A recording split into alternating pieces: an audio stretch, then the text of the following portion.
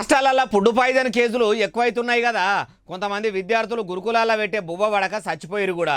అట్లా అయ్యేందుకు అసలు కారణం ఏంటిదని బీసీ సంక్షేమ శాఖ మంత్రి పొన్నం ప్రభాకర్ సారు తెలుసుకున్నట్టు ఉన్నాడు. వసతి గృహాల్లో మంచి వంటకాలు చేయాలంటే ఏం చేయాలనో కూడా చెప్పిండు.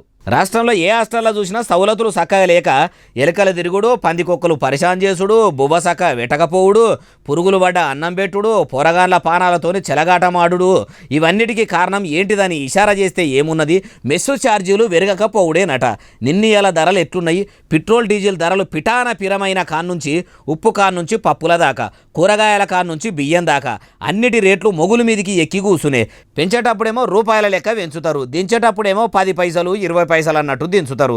ధరలు ఎట్టెట్లా పెరుగుతుంటే వసతి గృహాల వంట చేసి పెట్టుట్లా ఓర్పాటు వచ్చిందట. మంది ఎక్కువైతే మజ్జిగ పలసన అవుతుంది అన్నట్టు ధరలు పెరుగుతుంటే హాస్టల్లో పెట్టే ఫుడ్డులో కూడా తేడా వస్తున్నదట. అట్లా క్వాలిటీ తగ్గకుండా పిల్లలకు మంచి బువ్వ పెట్టాలంటే మెస్సు ఛార్జీలు పెంచితేనే కుదిరేటట్టు ఉందని ఆలోచన చేసిర్రట.